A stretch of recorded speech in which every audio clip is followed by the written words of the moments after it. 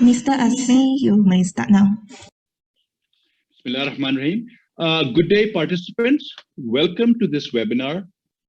It's really an honor and a pleasure to be here and to be part of this panel, working together with Martrade and MGTC and a very esteemed panel group to be discussing what is really going to be a very important and relevant topic, future trends in green exports. We're also very, very honored to be part of an event which is actually be at the Dubai Expo. So in the true spirit, marhaba, ahlan wa sahlan bikum. Welcome. So what I'd like to do first is I'd like to invite Martrade and MGTC to do an opening address first. So if I may first ask Mr. Jay Shankar, Director of Oil and Gas and Chemical and Energy Section, Martrade, to please give his opening address. Mr. Jay. Thank you very much. Salam Chatra. Good evening. A very good afternoon. Mr. Azim, Mr. Jamshed Azmi, Managing Director, Regional Head Trade Finance, Group Transaction Banking of CIMB, Anglo-Hart, and Ms. Elena Jani, Director, Strategic Communications of Malaysian Green Tech, as well as all the speakers, namely Ms. Rebecca Harding, Founder and CEO, Coriolis Technologies, Mr. Tony Murphy, Vice President, Business Development, Mastercard Singapore, Mr. Vikrama Kumaravalli, ASEAN Desk Director, Corporate Commercial Banking, Sapanda, UK, and participants in today's very interesting session, which is entitled Future Trends in Green Exports. Now, firstly, I'd like to say a huge thank you to the organizers, CIMB, for inviting Martrade to say a few words. Ladies and gentlemen, we are living in unprecedented times as the world economy tries to navigate the challenges posed by societal and environmental issues such as climate change and how governments around the world have reacted to it.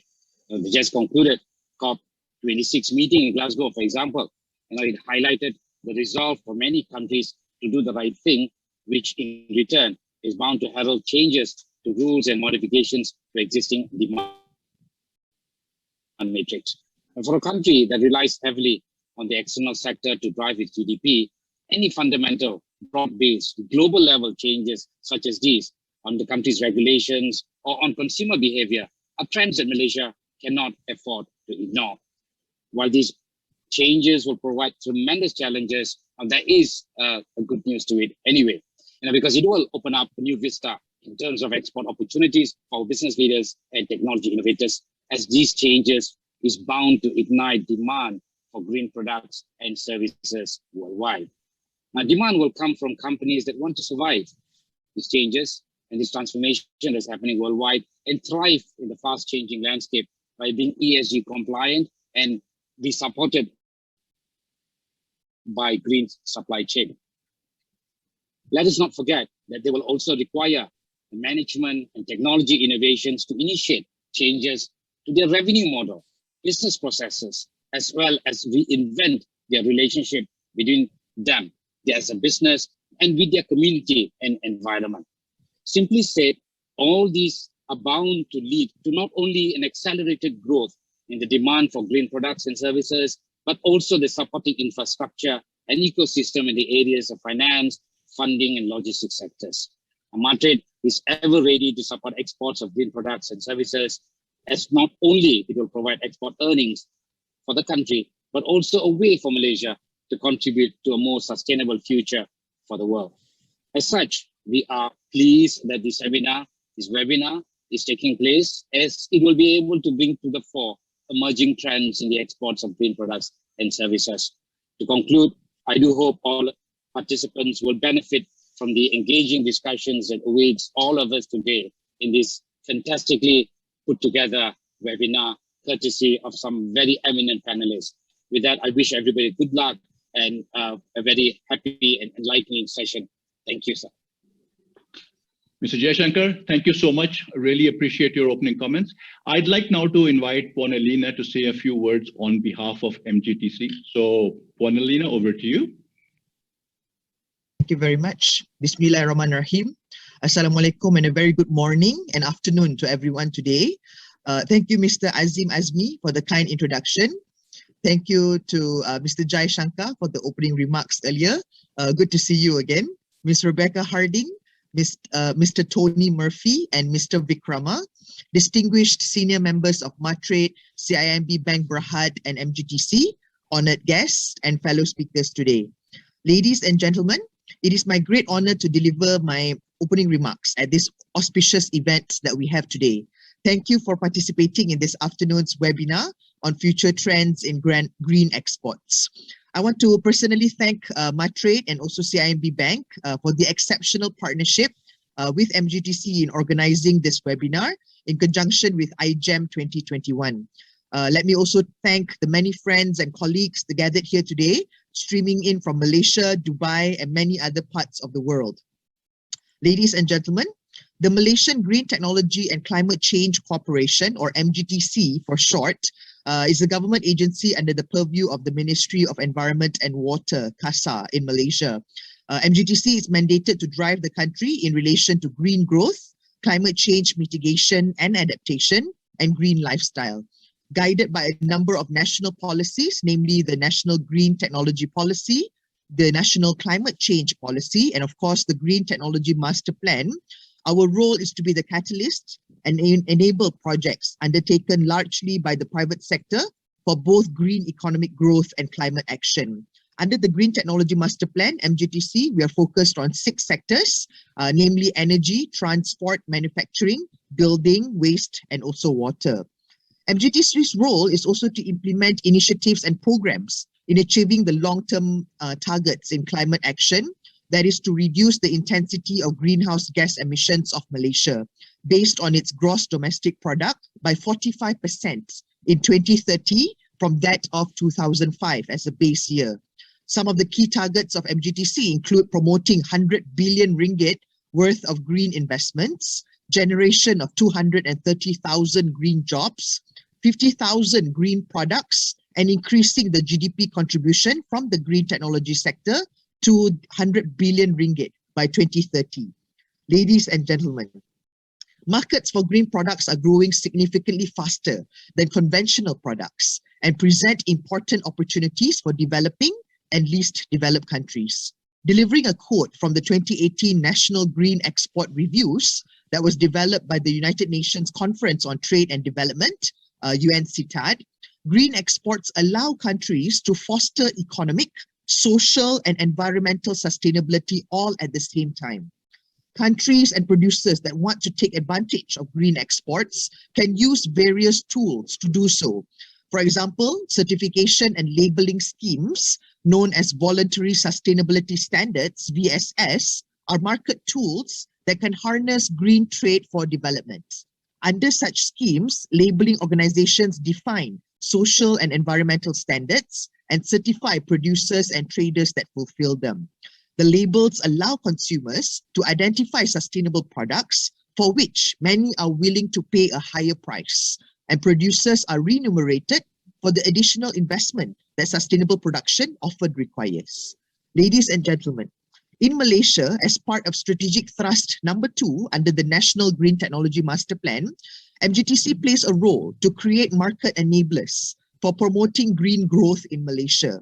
Part of the market enabler strategy is to sync with the Sustainable Development Goal number 12, which is promoting sustainable consumption and production.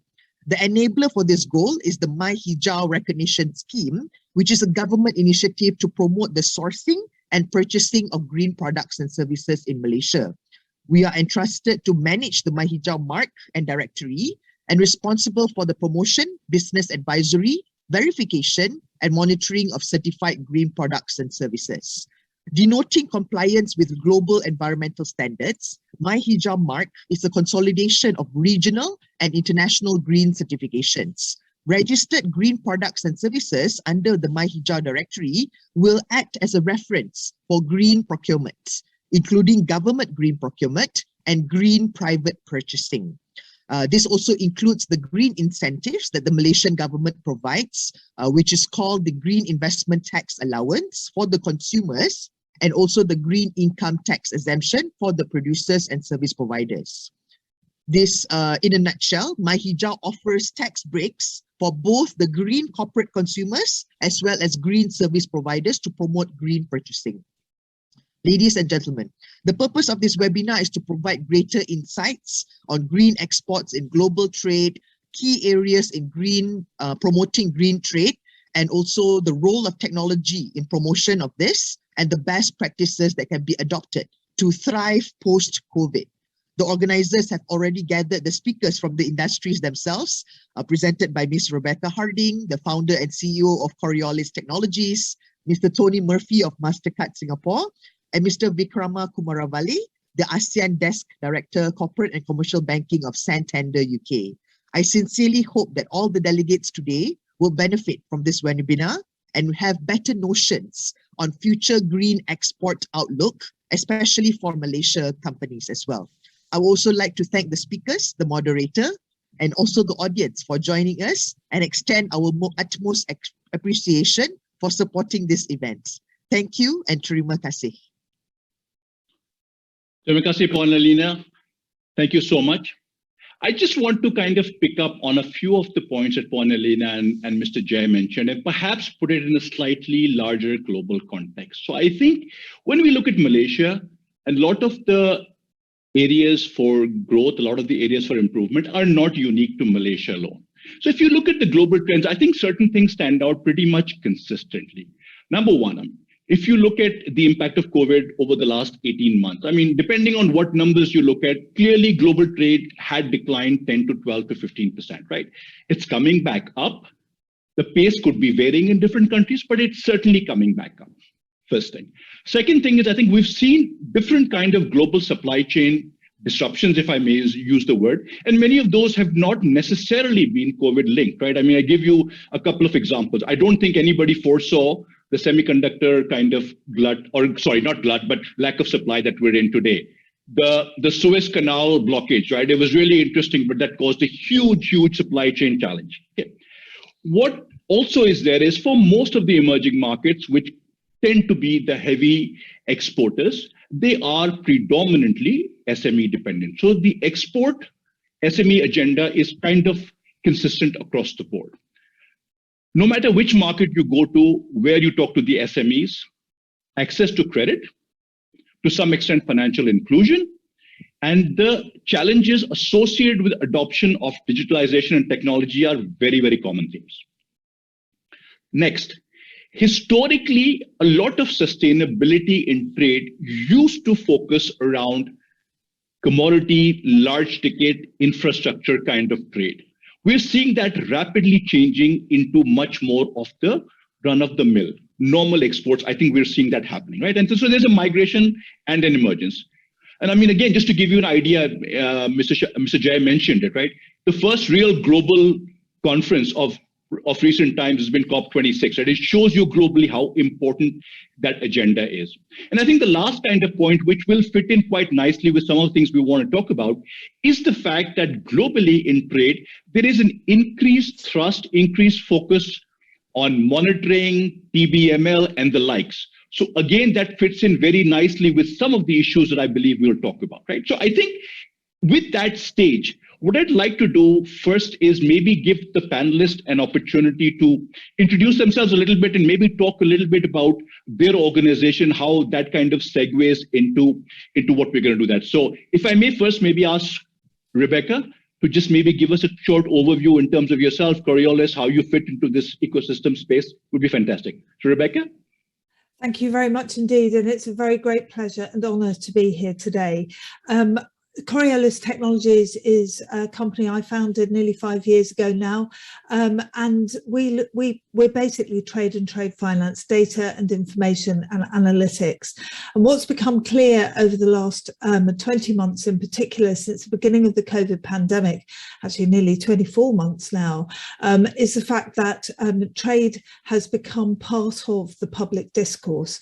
Suddenly, over the last few years, we have realised how important trade is as a way of creating economic development, how important trade is as a mechanism for both both providing incomes on a sustainable basis and making the world more sustainable. And Coriolis's data and Coriolis's information and analytics is, we hope, contributing to a large extent to this debate, but also to making companies more sustainable themselves by allowing them to understand exactly where their products are sustainable and where they're not sustainable, and to provide information to banks to help them to be able to make that transition through preferential pricing and so on. So I'm absolutely delighted to be here today. I hope that's a general introduction. One thing I would say, which I think is really important, is the fact that at the moment our research suggests that only $1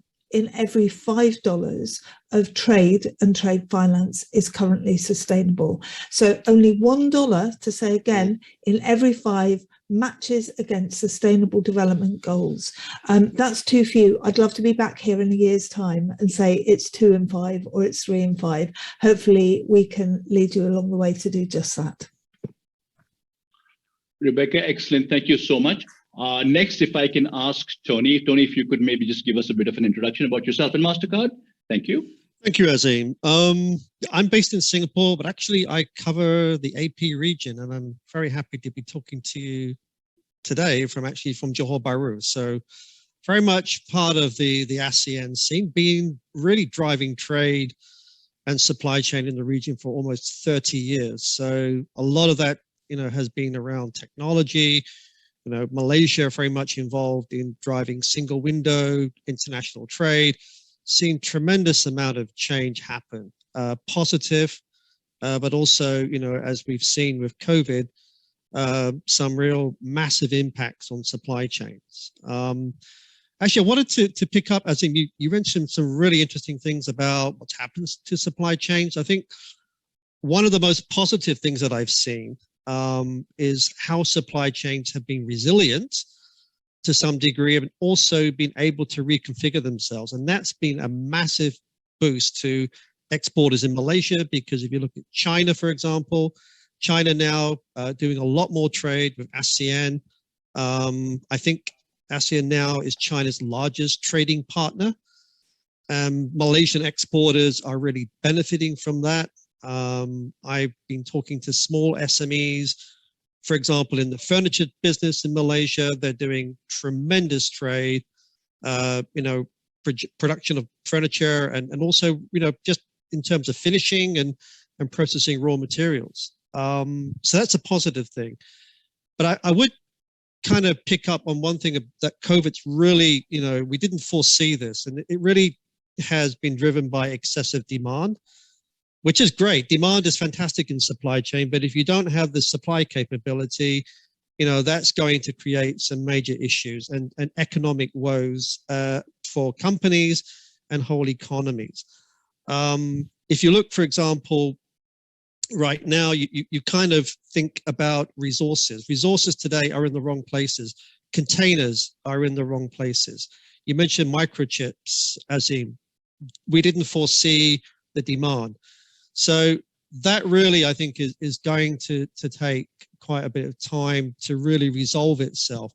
And again, it's going to really involve SMEs being much more integrated into the supply chain, particularly across borders. Okay, so I really think that's a major thing. And just on the whole green aspect, I'm really encouraged by the work that I see with the major producers.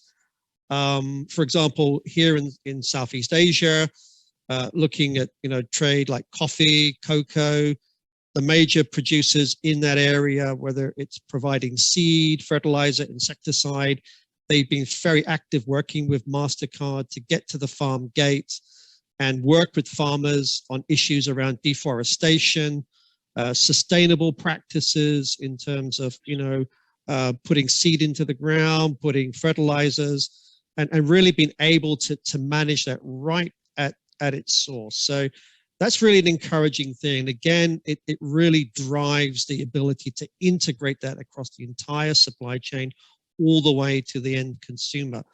So I'm very positive in many respects, but I think with the COVID situation right now and the disruptions, it's going to take a while for us to really start to resolve some of those problems. Thank you, Tony. Really appreciate that. And Vic, if I may kind of blend with your introduction, if I may tee off with the first question with you, because I think it's directly related to your area. I mean, let's put the customer first, and maybe if you could, after introducing yourself, talk through a little bit in terms of, the whole SME export domain, right? I mean, what have you seen as some emerging trends? I mean, you're doing a lot of work from a corridor perspective as well. So maybe if you could just talk us through, because I think that's a great starting point, if I may. Okay, sure thing. So, selamat pagi, everyone. I come to you today from London. I'm a Malaysian myself. I sit here in Santander, UK, and I look after the ASEAN Trade Corridor. Santander is a Spanish headquartered bank. We're one of the largest financial organizations in the world. And historically, we have built our business by having SMEs at the heart of our strategy. So we're very passionate about helping companies get international, get into new markets. And my job predominantly is to help our UK-based SMEs get into Southeast Asia. So Azim, I think I will pick up on your question and we'll set the scene a little bit. Some stats. You may notice, you may not notice, SMEs represent 90% of businesses in the world and contribute 50% of employment worldwide. Really the bedrock of not only the UK economy, but the Malaysian economy and many Southeast Asian countries as well.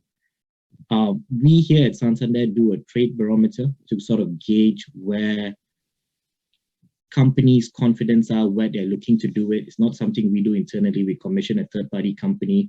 They survey a bunch of companies for us. Our input is the questions. And we sort of look at the results, share it with the media, share it with our partners, and it helps us formulate our strategy to see whether we are going down the right place. Confidence is high. It's very positive. Confidence has come back. We did one about a couple of months ago, and confidence is at an all-time high. We are seeing confidence levels back to pre-COVID. Some stats to share with you.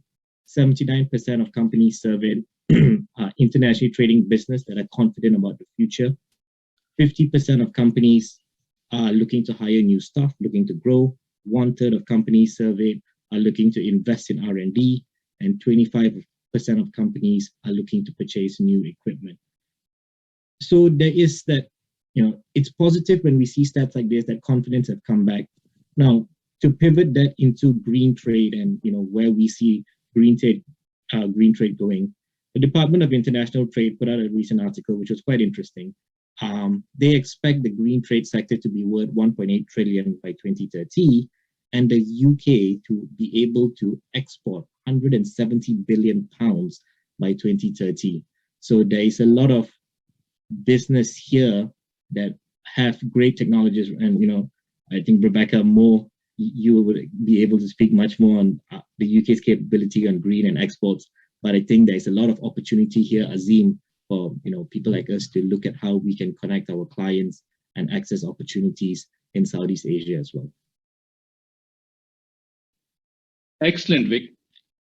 Thanks. Let's change gears a little bit. I think when you start to look at exports and SMEs in general, right? I think the role of the financial institutions is quite clear, but how we're seeing the technology players come in, and I think since I work very closely with both Tony and Rebecca, I see a lot of compliments in terms of things. I think it would be good if you could just share how we're seeing technology kind of pivot and tweak that, both from an opportunity, from a competitive advantage, but also from, I guess, a disadvantage if you were not to follow. So maybe, Tony, if you could first, and then maybe Rebecca, you could kind of link into that and just maybe share some of your thoughts in that space.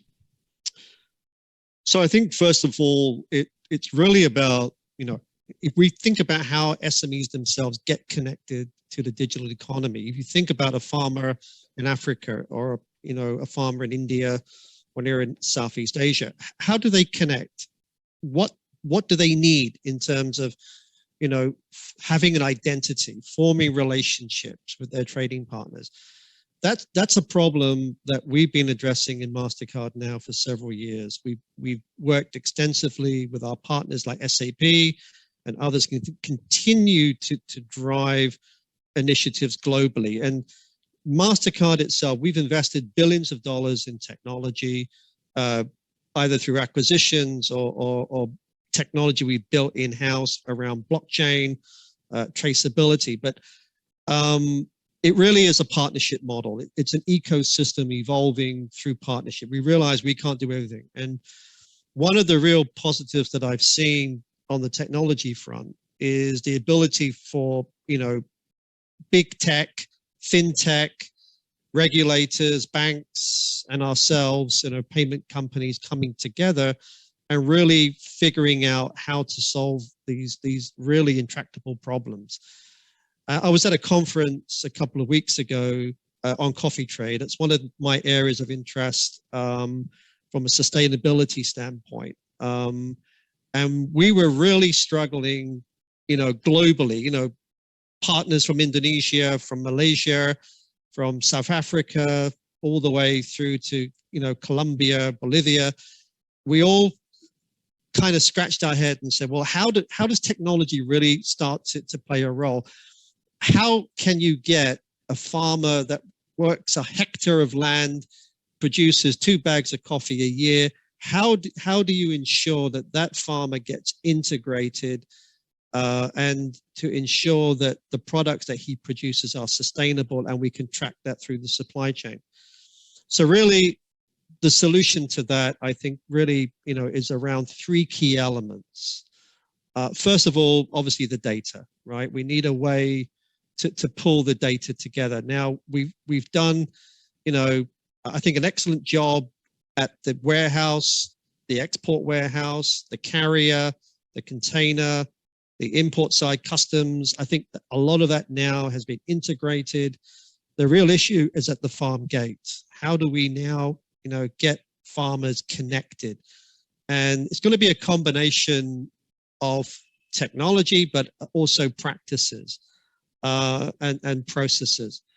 How do I incentivize a farmer not to start encroaching on, land that's been gazetted, for other purposes? Deforestation is still a major issue in Southeast Asia. Slash and burn policies. How do we really address this fundamentally by incentivizing farmers through technology enablement? And, examples of that are things like giving fair pricing, giving them access to markets, giving them the ability to participate, giving them a voice. So in MasterCard, that's really been our focus. So the underpinning data, how do we integrate, that last mile? Secondarily, it's about, well, if we think about then, how money moves, farmers need to get paid. If they get paid upon harvest, that's really not going to help them too much in sustainable practices. What we need to do is to be able to have, payment, really aligned with demand, the needs of the farmers, and of course the aggregators, the other players within the ecosystem. So we've been very focused on how to integrate payments at every stage in the supply chain, all the way down to enabling the farmer with access to, to credit terms that enable him to drive, access to the right fertilizers, insecticides, top dressing, whatever it is, crop management, giving them the ability to really, have access to funds. And that really drives that third part, the data driving payment, data and payment driving access to credit and finance. And that's really, I think, being the focus for MasterCard. Now, perhaps probably, to kind of put that in context, MasterCard is part of the E-Trade Alliance, which is a grouping of major companies around the world. There is a facility, a website that you can go to that has a lot of resources. And we've published a number of reports about, how technology enables the SME, particularly in key sectors like agriculture.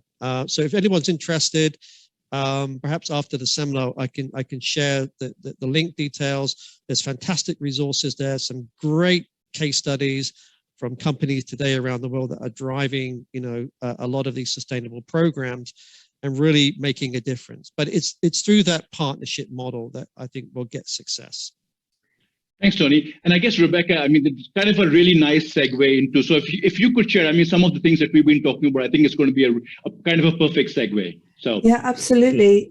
So just to add to what Tony is saying, this is all about dialogue and communication between the providers of finance and the businesses themselves. And the way in which technology can really help is in three ways, I think. The first is building trust between the SME and the provider of financial services. So, I mean, in a general way, SMEs don't necessarily speak bank or MasterCard even. They see finance as an issue rather than as a solution.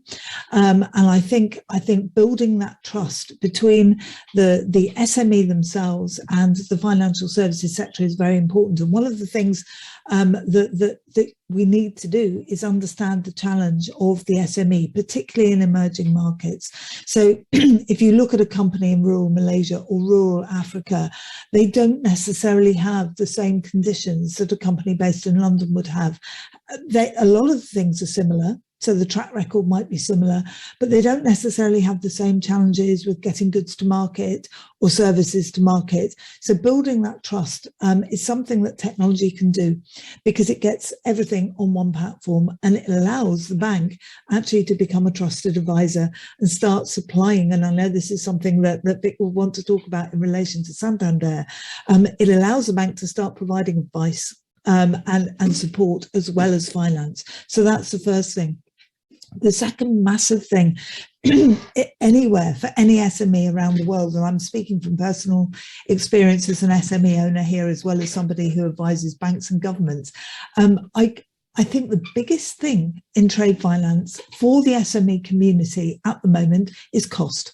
So we're seeing costs rise, we're seeing supply chain shortages, we're seeing all the way around the world. I mean, you mentioned it yourself, Azim, the issues around supply chain blockages. Tony, you said this as well. We've got blocks all the way around the world that have been caused by pandemic, caused by general economic nationalism. People saying, well, actually, we're going to close our borders to some things because we want to build that up ourselves. But then also the pandemic as well.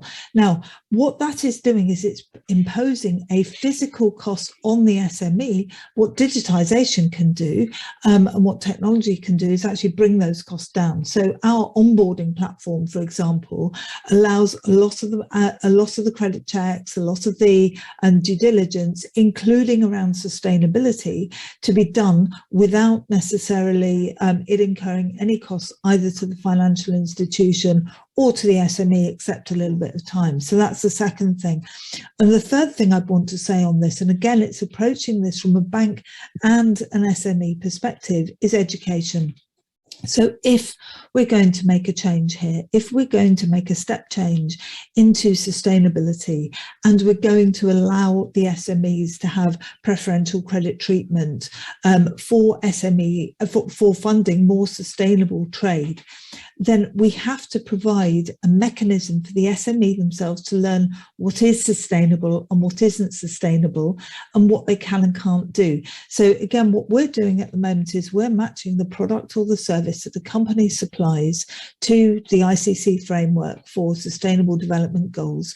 And that allows us, and then to the various taxonomies as well, for do no significant harm and makes a positive contribution. And that allows the SME to learn where they've got a gap and to link to where some of the support structures are. But it also allows the bank to say, well, if you can make this change that we've suggested to you or linking to these structures, then we'll be able to provide that particular loan or that particular LC on a preferential basis.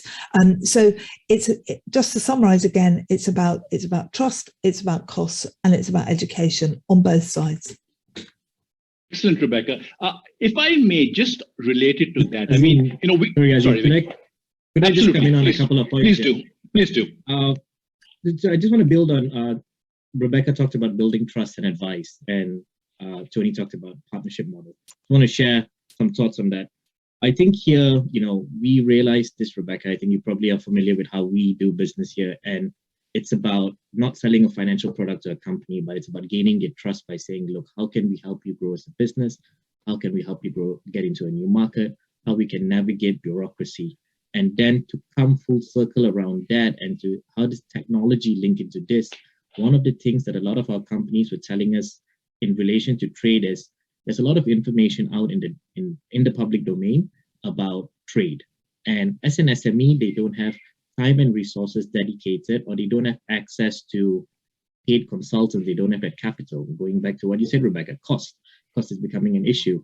They want a place where they are able to get information that they can read, they can educate themselves with a trade focus, and how they can then use that information to have business conversation, to make business decisions. We've taken that advice on board here, and we are actually in the midst of building out a platform, a content-rich platform that will be going live in Q1 next year, where we are looking to bring together information on different sectors internationally, building on our partnership model that we have with various organizations, and looking to deliver that to our clients and our prospective clients with a view of helping them make trade decisions. I just wanted to share that, Azim, where, you know, technology also, it plays a part before we get to that trade decision, when it helps formulate those decisions along that journey. Thank you, Vic. You actually answered one of the questions which had just been queued in. So thank you very much preemptively. If I may just pick up on that point, right? So I think, look, the awareness and education is absolutely there. I wanted to take just one step back. And I think, you know, earlier on, even in the opening, I think Mr. Jayashankar and Purnalina talked about this as well. You know, there's varying standards, and the certification is still kind of in a build phase right now. And, you know, ICC has just put out, as you mentioned, they just put out a standard for sustainable trade. I mean, it's evolving. But maybe, Rebecca, if you could share, what are some of the kind of data elements which we feel are there today, which at least could be a starting point, right? Because you can't wait for a global magical, all-encompassing thing to emerge. So how do we, you know, how do practically we actually translate that? And like I mentioned earlier, right, I think historically, if you look at large infrastructure or commodity, people were kind of being able to put it together. But for a small SME or small exporter, how do we start? Let's start to take some baby steps. So maybe you could share some thoughts on that. And baby steps is absolutely the right word, Azim. I think I think the challenge that we face at the moment is that we in this whole sector, we're trying to support SMEs to become sustainable, and we're not sustainability experts, we're finance experts, or we're SME experts. So we have to start with what we know and not what we don't know. So there's one thing that every single company anywhere in the world, whether they're in Malaysia or whether they're in the United Kingdom, there's one thing that every company has in common, and that is that they trade a product or a service. And that's the one key data element that actually helps us understand what that business is doing and how it can become more sustainable over a period of time. So, for example, if I am trading information services, which is you know what Coriolis Technologies does, then I know that I do no significant harm against various taxonomies that exist out there in 4 out of 6 of the areas. But I also know that because I'm processing data, I am actually having quite a bad impact on greenhouse gas emissions.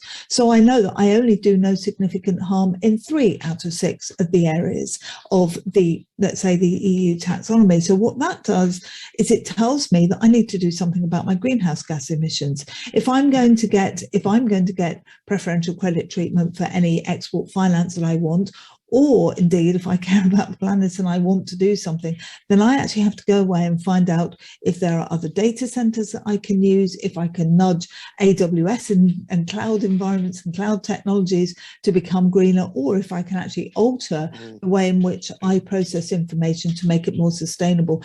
Every single step along the way, if we start with that very basic thing, which is the products and the activities that a company does, it's the one thing that we have in common. The government structures have the regulatory system in common, the tariff system in common. That's all structured around the products and services that companies provide. So it's the way of linking together the country level regulatory framework, the supply chain framework, the company, and actually transactions as well. If we start with something that we know, and it's very simple, it's the product, and then we can map it to sustainable development goals, and we can map it to the various taxonomies that are emerging. And well, you know, this is what we're doing at Coriolis. It's a massively exciting time because everybody is looking for these very simple solutions, because the trouble with sustainability is that it's complicated, and it looks like we've suddenly got to collect loads of information and loads of new data, and it's all going to become a compliance nightmare for the small businesses. Actually, if we start from that, let's go with what we know. Let's start with the product. Let's educate everybody and then work towards making that transition. And I think that's something that we also need to understand. This move to sustainability is not going to happen overnight. It's got to happen over a period of time. It's got to be about financial services and businesses working together and nudging each other to create something that transitions and doesn't create hardship, because there's an S in ESG. There's a social, there's a societal consequence here, and particularly in emerging markets, that's really important. Excellent. Tony, if I may just add on to that, right? I mean, if you look at MasterCard, right, I guess you would probably arguably have a very wide and global base of SME clients, which you touched through some of your SME product offerings, which are offered through banks. Could you maybe shed some additional light? I mean, especially around the awareness, and what do you think might be some baby steps as well, which you see? Definitely baby steps, but also let me suggest picking up what Rebecca was saying. Digitization itself will lead to unsustainable practices, because the amount of data that's being created is huge, and the reason for that is companies are essentially taking the traditional supply chain. They're taking trade documentation today. You think about an LC, you think about a bank guarantee, you think about, you know, a certificate of origin. The amount of data that's replicated is enormous, right? And this construct of digitization, where you literally take a physical document, scan it, create a PDF, somebody else takes that document and then puts it through OCR, and then puts it into a server backend application. Somebody else prints it out, submits it to somebody else. It's not sustainable. And that's something that we found in a lot of the programs that we've been working in. And I think that the way that we've tried to look at this is not just about talking about trade harmonization and the ability to just streamline trade documentation. It really is fundamentally to go to what we call data at source. To Rebecca's point, the product. If I can pull data specifically about the product, the way that it was created, produced, some key identifiers for that product which are verifiable, whether it's through blockchain or other mechanisms, I can carry that through the entire supply chain. That's going to drive access to things like credit insurance, satisfy the needs for various government agencies, and, you know, where needed, get access to financing. And that really is what we have to do, is to start looking at data at source. Now, the challenges, of course, whether it's IoT or other, you know, physical mechanisms of capturing data, is how do we do that verification? And again, this is not something that MasterCard is solving by itself. There's a lot of work that we're doing today, working with government agencies, cross-border, whether it's looking at things like, you know, digital identity, which is not just for people or companies, it's about things, resolving that, and also, you know, getting into the ability to drive down, you know, the cost and make adoption much more accessible. So I think that's really been, you know, the kind of focus for us, and it's challenging, but that's really where we see the greatest amount of focus for MasterCard as we go forward. Excellent. Vic, and I think from your perspective, you have the kind of unique position of being working on both sides. I mean, there's a lot of corridor work you're doing with exporters in Malaysia as well. I mean, you talked about, you know, the awareness and perhaps some of the education, but are there any kind of challenges which you hear people bringing up? Or let me flip that around. Are you saying, are you seeing enough exporters saying that I see a competitive advantage? Does more need to be done in that space? And maybe if you could share some thoughts on that. Yeah, sure thing. So I think I like what you mentioned about baby steps, and there is a lot of things about sustainability that gets thrown around, and a lot of time when people come to us, that awareness needs to be created. That people want to understand how they can pivot their business in order to make it more sustainable. Companies do see that there could be a competitive advantage, not right now, in the near future. And we certainly do get inquiries as to how can they take advantage now, or how can they pivot their business today in order to be ready for when the competitive advantage comes into place in the near future. So yes, it is very much about, we as a bank need to play our part in helping create that awareness, helping that education process along, taking the big picture sustainability that you see in the media, in the papers, and put it into a practical sense for our businesses to how they can do it, working with our ecosystem partners. I know, Azim, you guys have done a fantastic job with what you guys are doing there and how you're working with SMEs in order to help them on the sustainability journey.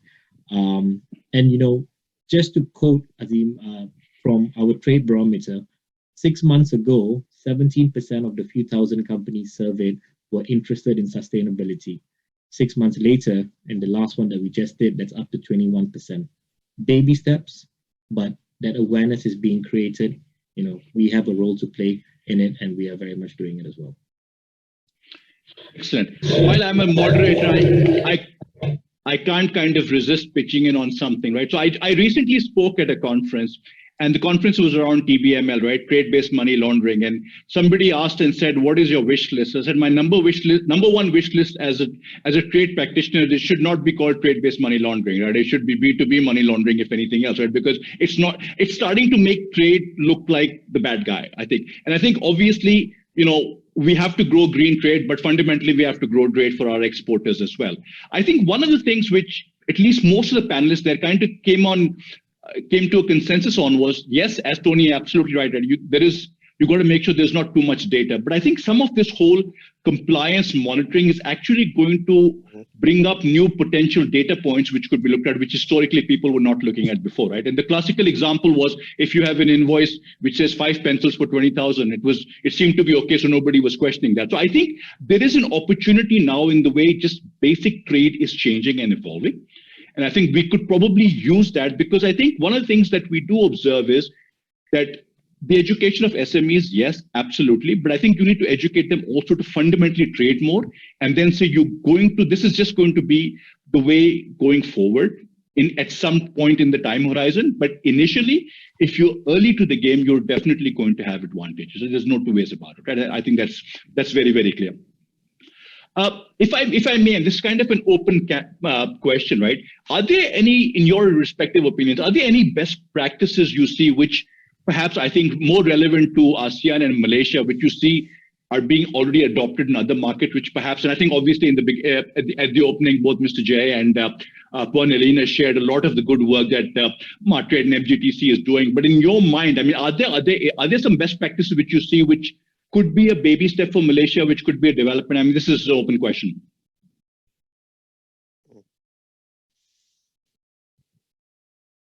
So maybe if I could come in there, we've done a lot of work recently on digital trade and digitization, trade facilitation. I mean, you said SMEs want to want to be encouraged to export more. They want to trade more. Trade just means business. I mean, what's not to like? It's something that all businesses will intuitively want, just because it means that they make more profitability.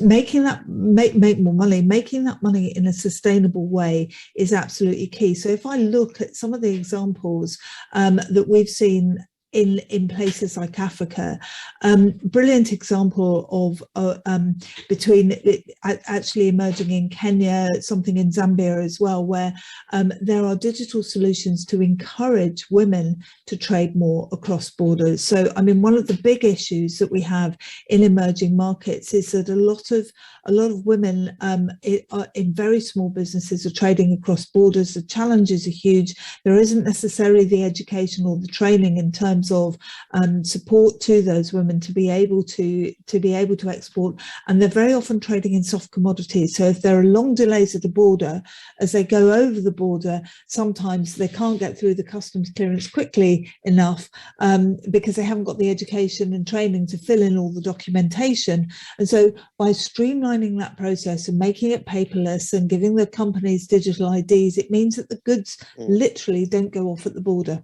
And they get across border, and that enables trade. So there are some very simple things around that, and this is, again, it's about the S in ESG as well as the green elements to it. So I think just examples of where trade facilitation measures can actually be helped by digitization.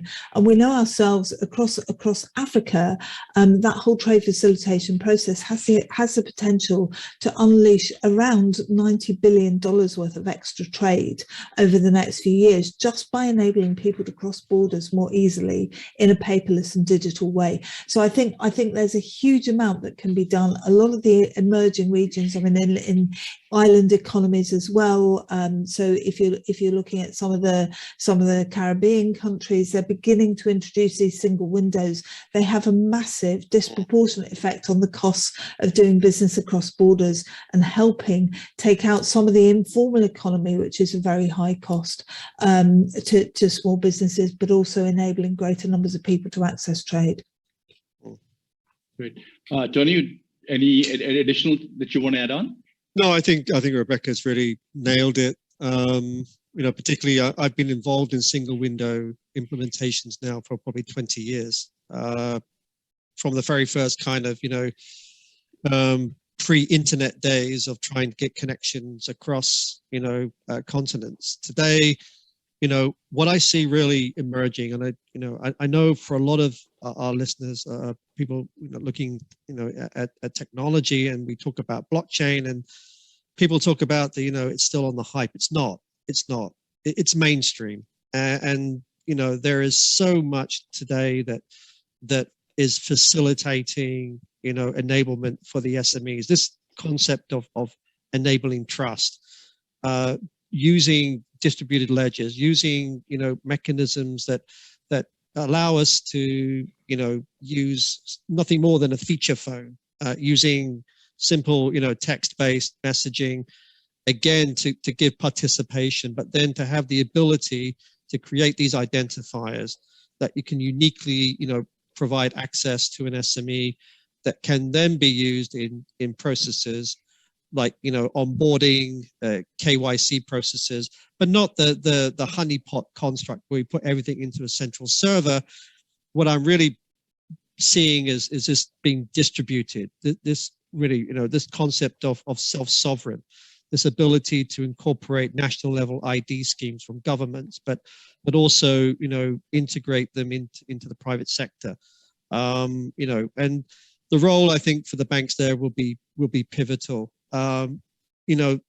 It's really going to really transform the way in which we think about onboarding SMEs. I know we talk about data-driven and data-driven finance and the use of AI, machine learning, but it's still a massive hurdle to get SMEs onboarded, whether it's just for getting a basic business up and running through financing, or just the ability to get a bank account in some cases, right? So I really start to feel that what we've seen around blockchain, around how we're driving things like verification, trade trust, across borders. I really see that as being a real best practice at the moment, and certainly for ASEAN, we're in the forefront of that with our digital agreements within ASEAN, as well as with our trading partners in the rest of Asia Pacific. Great.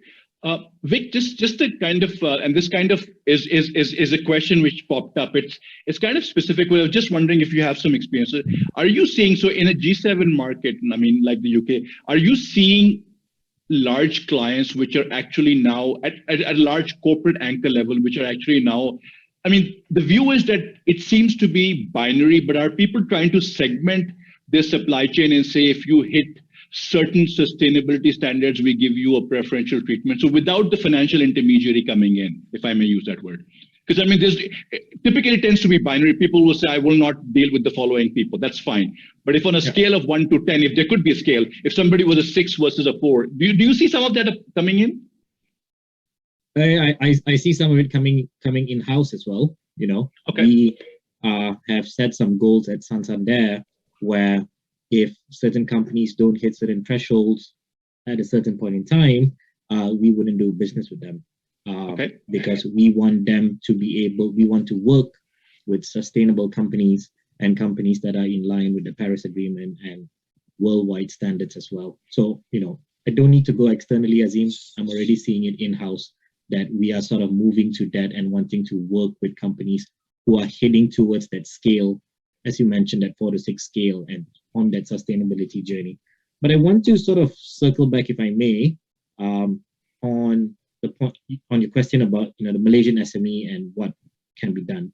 You know, from the position that I sit in, I see a lot of, you know, I have a lot of dialogue with UK companies want to go to Malaysia and, you know, vice versa as well. We work closely with you guys, with MIDA, with Martrade, you know. We as a country, Malaysia, we have some great SMEs, we have some great capabilities, but I feel that the UK, for example, is always seen as a expensive market to do business in, right? Purely because of the exchange rate. I don't know whether it's historical, it's psychological, what it is. We have trade deals in place. We have CPTPP on the horizon. I know it is a question of Malaysia ratifying it, which has not been done yet. But, you know, I wanted to sort of put it out there to say that there is a lot of support available to the Malaysian SMEs who are listening in today. And if you want to explore, I would highly encourage them to explore the markets, even though it may seem as an expensive market, but make that inquiries, have those conversations, because at the end of the day, it may not be as expensive as you think it is. Excellent. We're coming up to the last couple of minutes. So maybe if I could just go around and ask for any closing thoughts. So maybe Rebecca, if I may start with you, any closing thoughts? So just in terms of closing thoughts from me, I think it's really the opportunity of green trade is there. The opportunity of sustainable trade is there. We have a long road. We're at the start of the journey, not because we didn't know we had to take this journey, but because we just haven't taken it yet. COP26 was a huge opportunity to concentrate everyone's mind on the challenges that we face. There are digital solutions out there. There are emerging solutions out there. The important thing is to bring the SME and the financial services sector together, and all the various technology solutions together in, forgive the phrase, an ecosystem to make all of this work. Because I think everyone, as a summary from what I've heard today and what I heard last week at COP26 and at our event, The Future of Strategy, the big thing that comes out of all of this is that everyone wants to work together. Everyone sees a challenge. Everyone wants to work together. The digital companies, the fintechs that are out there, the larger technology providers that are out there all have different systems. We can all pull those systems together. We all have the motivation. We can all work together to crack this. And yeah, in a year's time, let's have $2 in every 5, not 1. Excellent. Tony? Azim, I think, you know, for me personally, as a technologist, as someone that's worked in supply chain for such a long time, I think for the next couple of years, my focus, and certainly for MasterCard, is to really, again, just look at the way in which supply chains operate. And I think next year, particularly as we kind of recover from COVID and a lot of the kind of ripples that have been created in the supply chain, I'm going to be very focused in Malaysia and the rest of ASEAN, really getting to that last mile. Whether it's, you know, working with the sari-saris in the Philippines or the warangs in Indonesia, or, you know, the last mile, you know, micro retailers, SMEs in Malaysia. I really want to make a difference. MasterCard really is focused on really making a difference. Whether it's financial inclusion, but basically helping these micro SMEs get a voice, get an identity, and really start to participate. And fundamentally, that is going to be, you know, green from the get-go. If you make it, such that they can access, they can participate, they're given the tools, they're given the training and the incentives, it will be green from the start. Excellent. Vic, last but not least, please, any closing thoughts from your end? Sure thing. Look, I think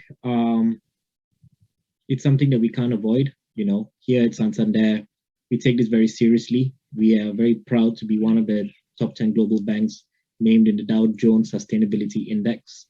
We have some financial targets as to how much of green finance we want to put out there. We would like to reach 220 billion euros by the year 2030. As of today, we are at 51.2 billion as of the end of Q3 2021.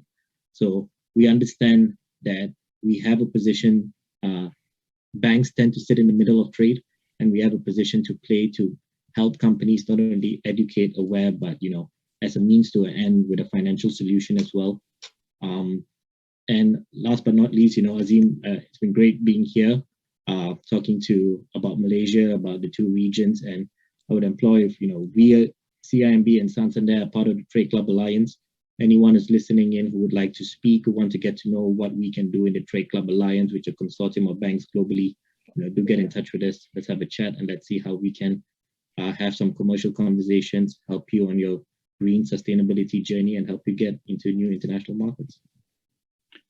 Thank you. I just want to kind of wrap up with a couple of comments from my end. So I think, look, at the start, Martrade and MGTC shared what a great blueprint they have, and I mean the various good works that they're doing in this regard. One of the areas which we didn't have an opportunity to get into, unfortunately, because of time, was there are a significant amount of overlap areas between sustainable trade and some of the work that's being done in Islamic finance.